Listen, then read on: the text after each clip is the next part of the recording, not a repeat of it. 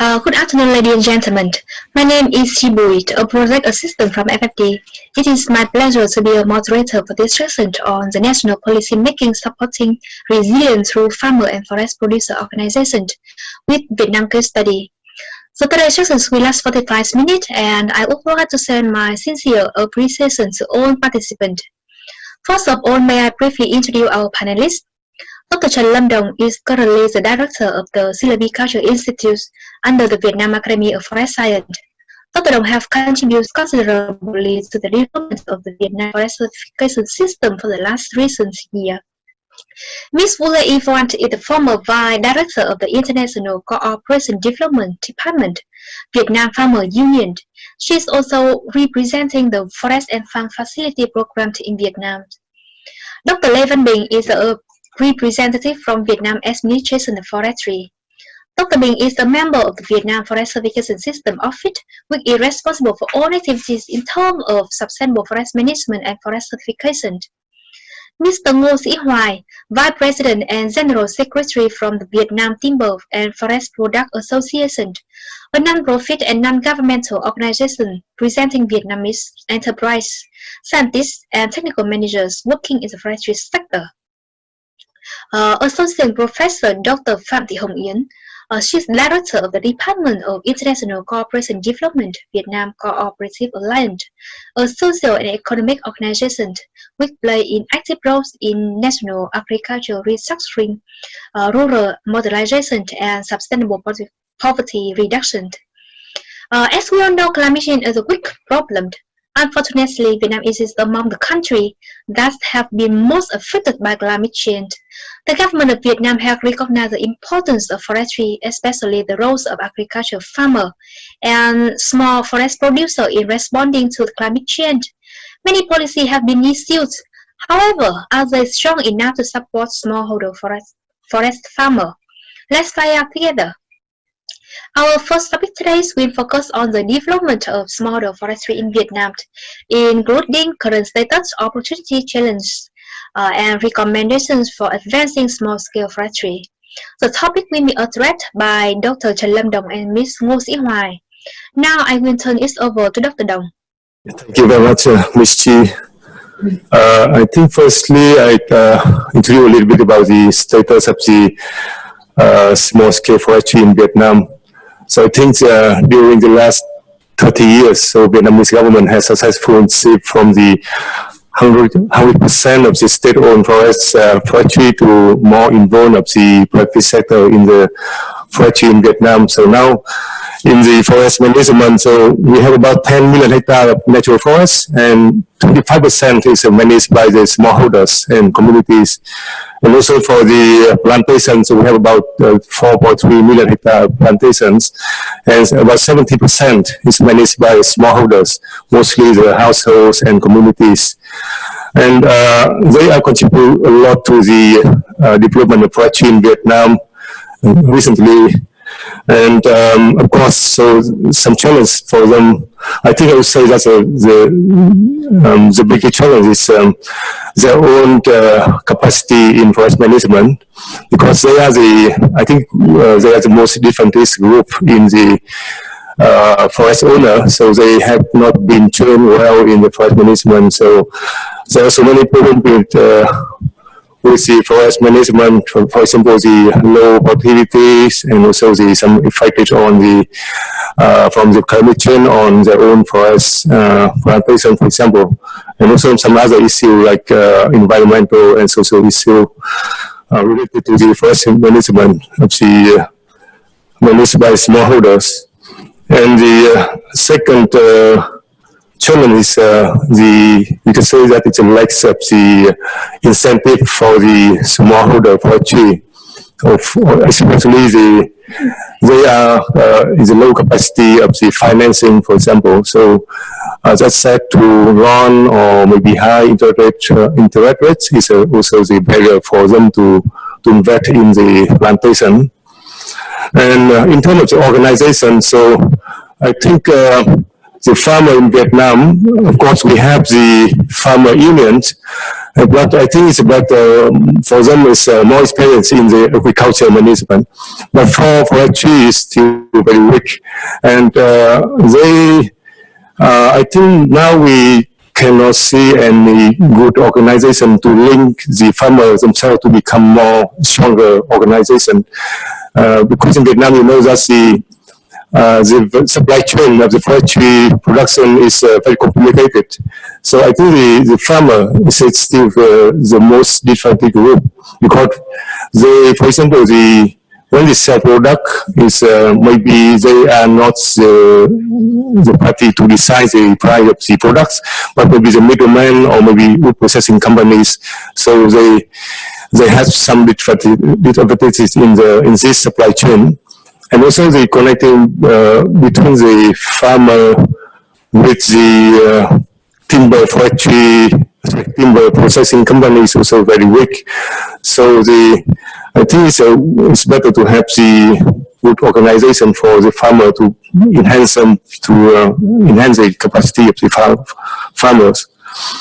And also some other barriers, for example, recently the government and also international party requires our products, for example, timber products and other forest products to become certified or maybe legal sources. So this is for the farmer also the challenge for them because we can say that they have the low capacity in the forest management. So if they have to deal with a lot of benchmarks, a lot of criteria, so it's going to be difficult for them for what's coming time. And related to the climate change, so I think the risks, especially the natural disaster, is the most challenge for the farmer. So in Vietnam, we are the country, we have the long coastal area. So recently, the climate change affect a lot on the forestry products in Vietnam, like typhoon or droughts. So just recently, last year, we have seen maybe 1,000 hectare plantation has been died because of the drought in the central Vietnam. And also typhoon destroy a lot of the plantation of the farmer. And also it affects on the business of the farmer. For example, in Vietnam now the government try to promote the production of the sawlog, it's long rotation. But because of this risk, so the farmer usually choose the short rotation for maybe 4 or 5 years to avoid the risk.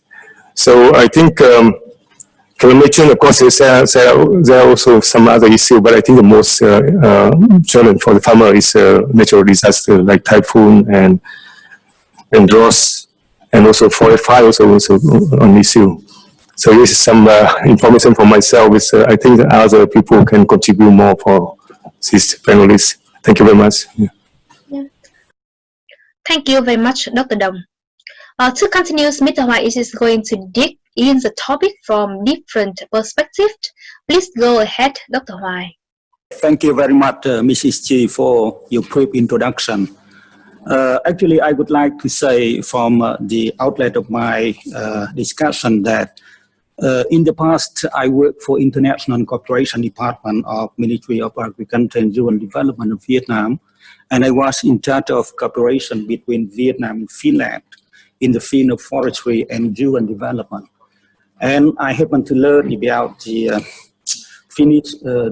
experience of Finland in forestry development.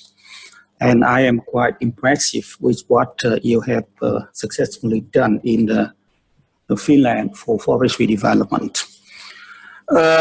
When coming to the topic I am asked to talk about, I think that Dr. Dong and Dr. Binh have covered most of the points I want to share with you.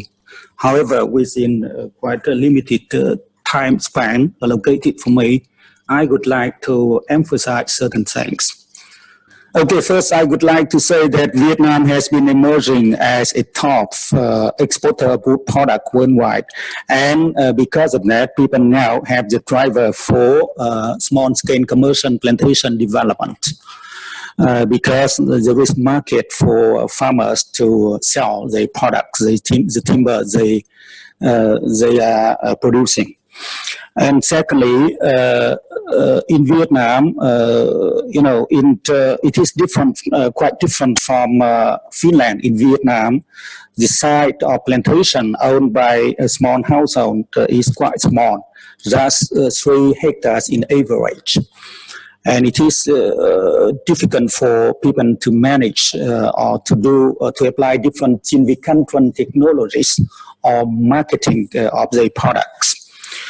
And secondly, I just want to say that there are certain policies affecting the small household plantation development in Vietnam.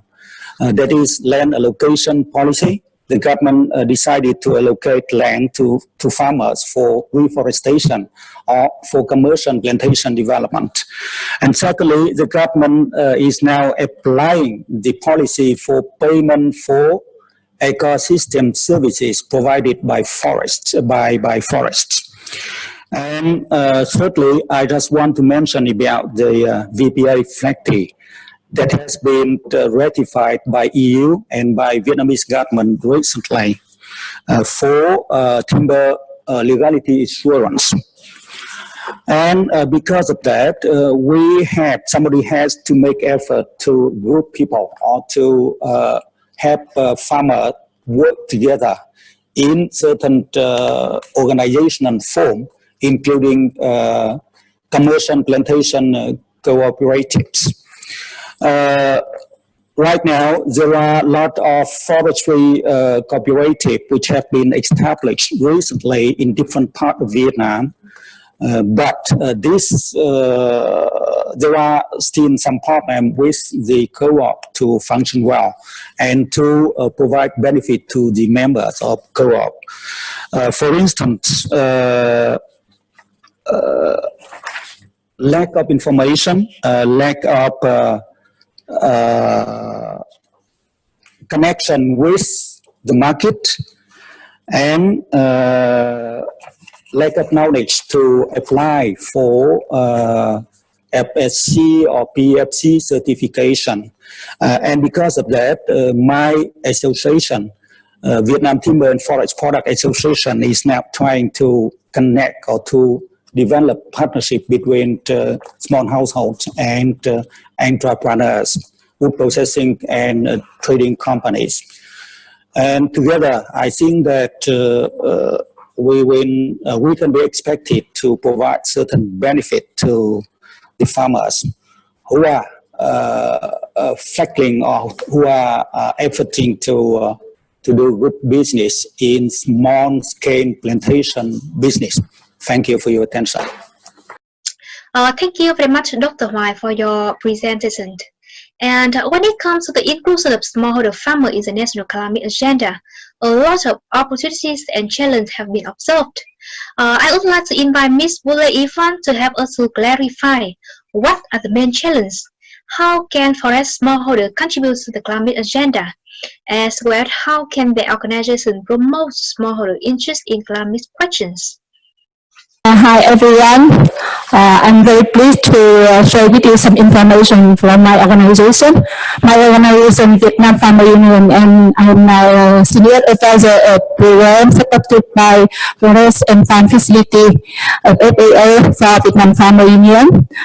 Come back to the question today. I think the first, how we can bring the small farmer to climate change questions.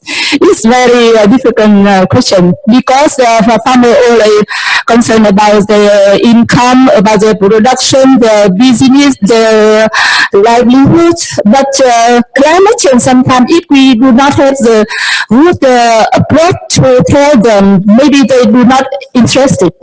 That's why we, the Vietnam Farmer Union, we have more than 10 million members, small farmers. And 2/3 of them, they are living in mountainous area and forest area. We have to train them what is climate change. Only on this way we can tell them about climate change affect them and how they can adapt this. As you know, before we have the typhoon, we have the drought, but now we have the very strong storm rain. In last year, even in New Year, the people in the north of Vietnam, they affect with the very big, strong stone rain, and this destroy their farm. This is why now farmers understand that the climate change not only far away them, but now affect them every day.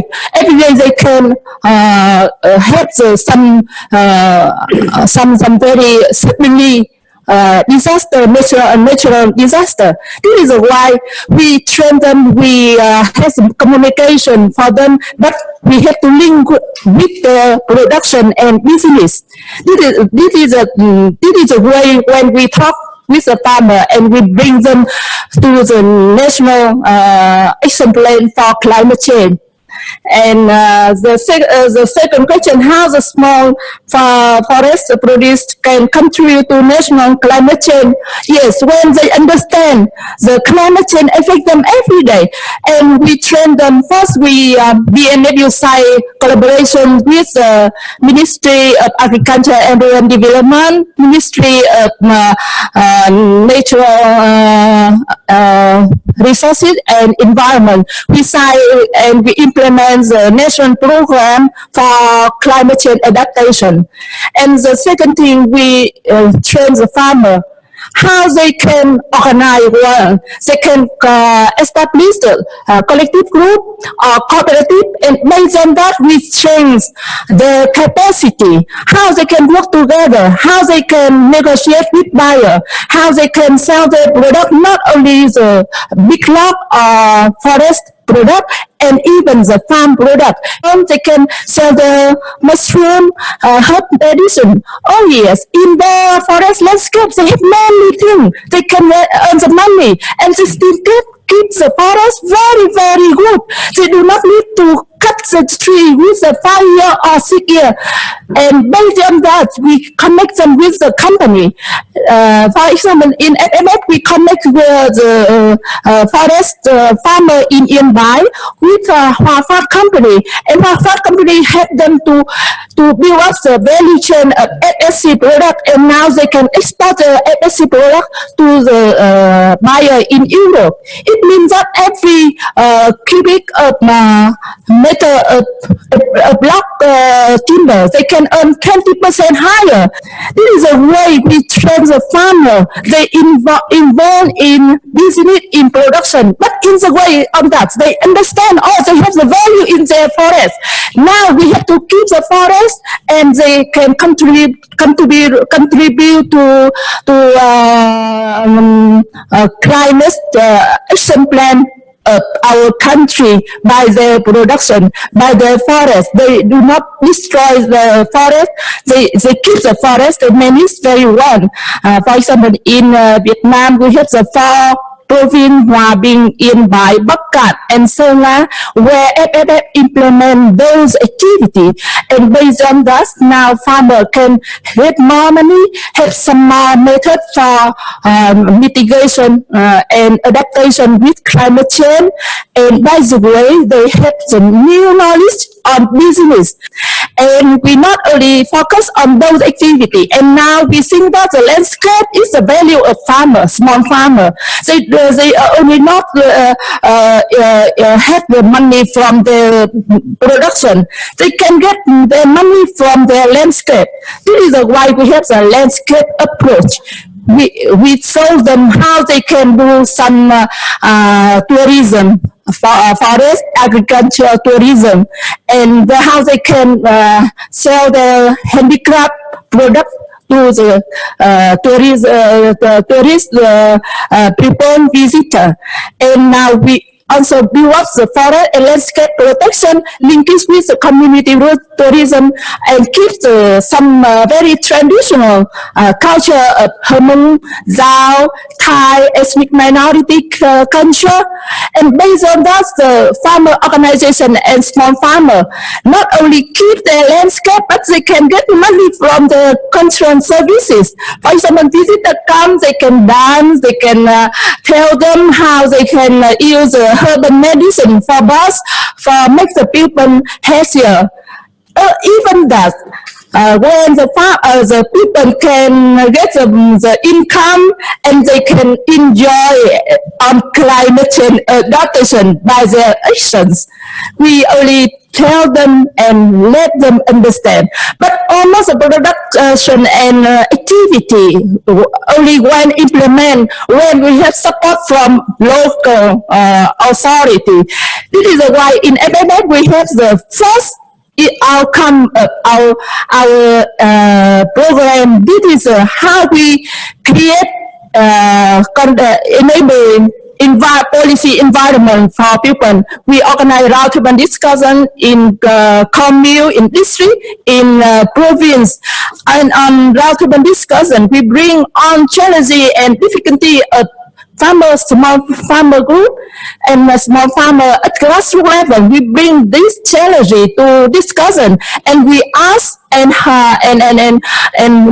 mobilize and encourage the people on in stakeholder how to help small farmer to overcome this challenge in each area and in each reality difficulty.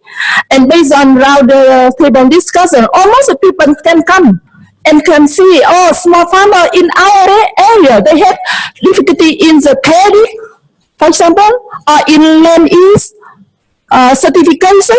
When they understand that, they come back and they check that, or even they answer in roundtable discussion, they can have the small farmer and they can solve this problem. That's why we have the local authority and government officer can well implement the policy very well at grassroots level. I think it's very important for FFF doing in Vietnam now. Thank you very much. I want to say thank you to Ms. Yvonne for such valuable source of information. It is obvious that Vietnam Farmer Union and the Forest and Farm Facility have a lot of success in Vietnam, which are really inspiring us. Congratulations to your achievement and thanks again. Now let's move on to the next topic that will focus not only on the national policy, incentive, and best practice, but also relevant international programs operating in Vietnam. May I invite Dr. Lê Văn Binh? I have two sub-questions for you. The first one is from the smallholder perspective, are the policy building smallholder resilient? And what are the impact on smallholder forest producer? And are there any good example? Secondly, from the common goods perspective, are they providing resilience to region or nation or even international community? Okay, thank you, Ms. Puchi. Hi, everyone. Today, I am very happy to be here to talk about some the policy which were issued by Vietnamese government to encourage the farmer who depend on the forest to develop the forest area of Vietnam. As you know, Vietnam government has issued a lot of policy. So today I would like to talk about some key decisions which were affected to the local people. First, I would like to talk about the decision number 38, which were issued in 2016. The main objective of this decision is to plant about 900,000 hectares of forest products and 75,000 hectares of forest protection and special use. The second objective is creating jobs and increasing income for people living in the mountainous area. And the third one is promote the forestry market, including the market of seed supply, technical service, market processing and consumption of forest production. The beneficial of this decision is supporting for the organization, household, individual, and community in replantation of production forest on the bare land and by using the state buckets. The key support for the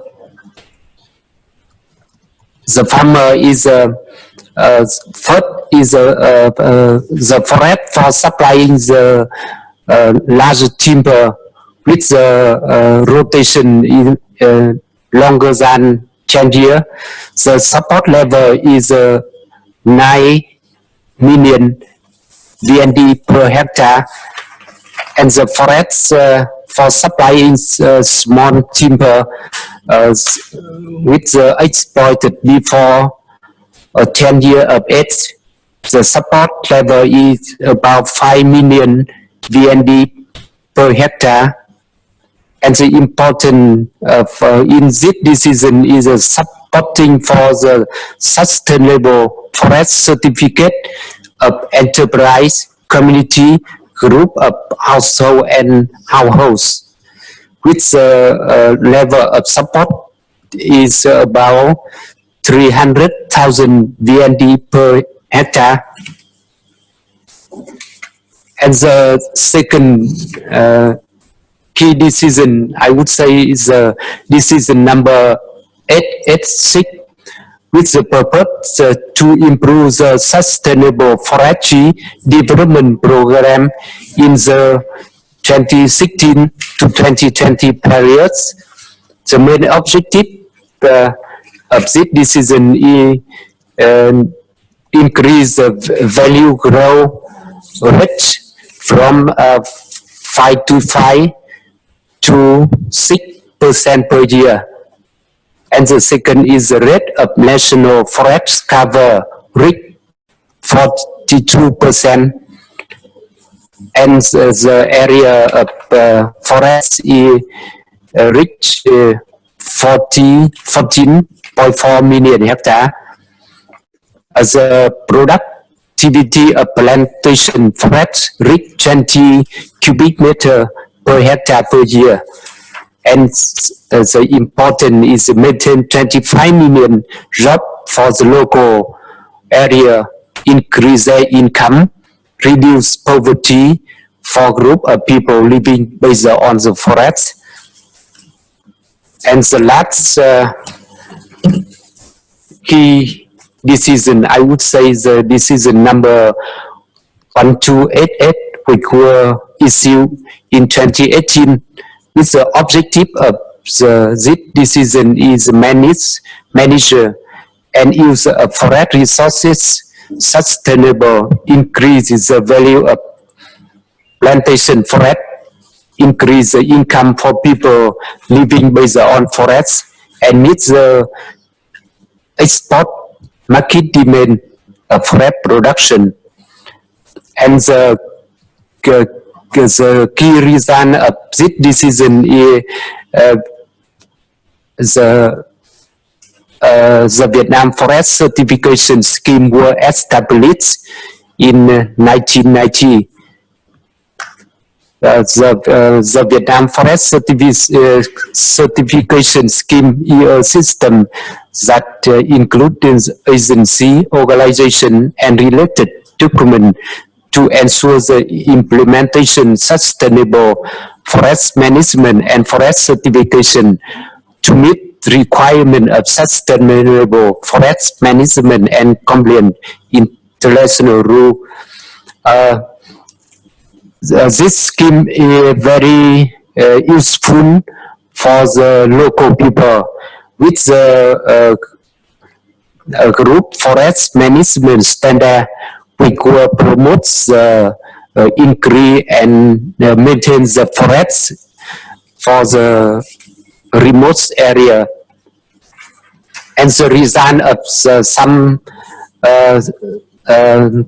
policy and the program, I would say the REDD Plus, the objective of the REDD Plus in late 2018, Vietnam became the first Asia Pacific country to reach eligibility for refund based on carbon reduction payment under REDD Plus. The Vietnam Ministry of Agriculture and Rural Development, which responsibility for implementing payment for environment services has successfully issued, produced, and established fixed payment for the water, seal, and landscape. The goal of the payment forest environment services are to improve forest quality and quantity, increase the forest sector contribution to the national economy, reduce the state financial burden for forest protection and management. The reason of the policy is I would say some example in 2019 this bucket will get 2,600 billion VND from the electric power and water supply company, and then we could some province of Vietnam will get the bucket from this fund, including the Bắc Cạn, Hòa Bình, Lâm Đồng, and Quảng Trị. So I think up to now, the Vietnam government will issue a lot of the policy to encourage the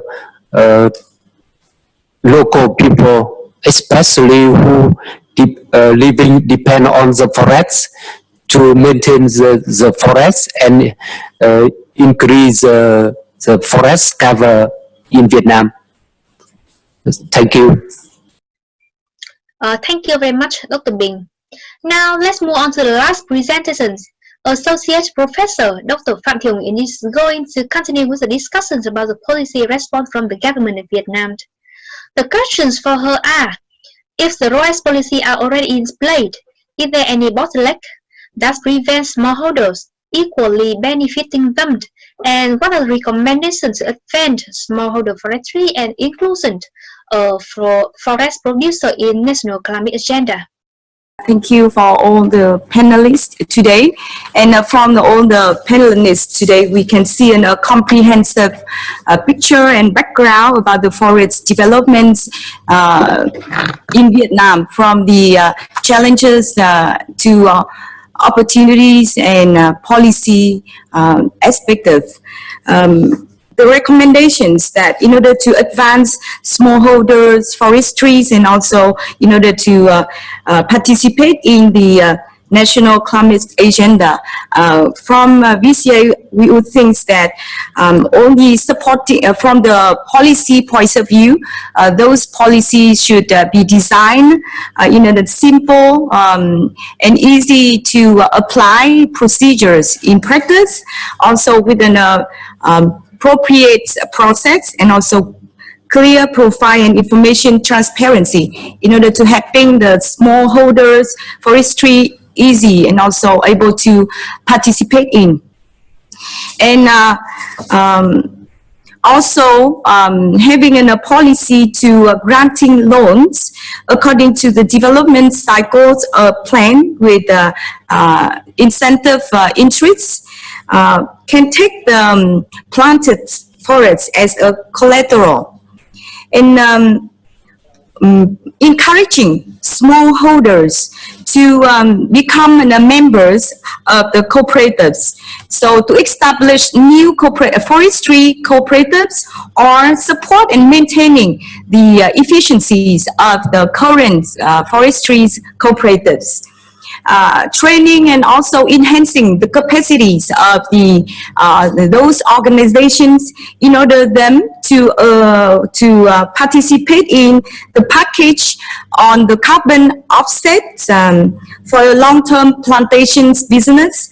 Also having a program to helping the cooperatives members, the forestry farmers, to understand about the certifications, the VFCS, Vietnam Forest Certification Scheme, and that would be taking a long-term approach for the sustainable forestry development. Also, if there is a policy to support the smallholders forestry to receiving the insurance while planting those forests, it could be a very applicable and beneficial measures. Besides, together with those recommendations on the policy, so adopting policy that's supporting new crop varieties with high productivity suitable to climate change also could be the valuable measurables to the climate change negative impacts. Supporting allow conforming and establishing consulting organizations or enhancing the capacities of cooperatives to have them able to receiving and applying high technology and to the forest production, management, harvesting, and processing. So from that, the qualities and also the productivities could be guaranteed and can bring in a stable income for the small holders, forestries, and farmers. I think besides those measures, strengthening the policy to encourage the cooperatives members, the cooperatives and farmers to visit, to research, to being trained in also learning from international experience in maintaining good, effective models from countries such as in Finland would be a very good example. And beside that, in Vietnam, we guarantee some very close collaborations between the partners and organization institutions that would be well and being supported by international communities. I think it would be also very good measures that we can coordinate and brings the good benefits to the development, sustainable forestry developments in Vietnam. Thank you very much. And also thank you all the panelists today. And also we are highly appreciation for all of your support and looking for new cooperations with you all in the future. Thank you very much. Thank you very much, Dr. Yen, for your presentation and also your valuable recommendation. And I also want to say thank you to all panelists today for sharing with us your knowledge. To wrap up our section, I would like to give a short summary. As discussed before, the government of Vietnam have recently recognized the importance of smallholder forestry in responding to climate change, with many decisions have been issued in the last decade. Of which we can mention the Sustainable Forest Development Program or the National Forest Certification System. REDD Plus were only launched in Vietnam since 2009 have made certain achievements. While the payment for forest environmental services is considered as a breakthrough in Vietnam forest sector. However, the development of smallholder forestry faces a lot of difficulties originating from the nature of forest producers themselves. They are very poor, poorly educated, and with limited access to the new technology and finance. That's the main reason why forest producers cannot keep their trees longer than 4 to 5 years. Other challenges include skilled land tenure, limited technical capacity, lack of incentive, weak linkages to among smallholder and wood industry. Additionally, market barriers like timber legality and sustainable management certifications have hindered the export of forest products. Meanwhile, the capacity of forest producer organizations in advancing their member interests is still very low, particularly when it comes to the inclusion of small forest producer in national climate agenda. Forestry is rather new activities are not just well defined in the development strategy and are not always discussed and addressed separately. Therefore, in order to enhance recognition of smallholder forestry in national climate agenda, we need to start first from strengthening the sector itself. The core of the problem lies in how to tackle existing challenges so that smallholder forest producers can gain better benefits from their forest. In order to make it happen, several recommendations have been drawn, starting from organized smallholder in suitable production organizations, improving the value chain and linking smallholders with private sector and have them earn more money from not only selling the timber with around like 20% higher price, but also non-timber forest product and other environmental services like tourism. At the government level, it is essential to have policies that focus on loans programmed with suitable interest rate, insurance scheme for plantation with longer rotation, and technical transfer for smallholders through training, demonstration, extension. By these interventions, we strongly believe that the capacity of forest producers to engage with and contribute to climate market policies, process, and programs will be improved. Ladies and gentlemen, may I thank you again for your participation in this session.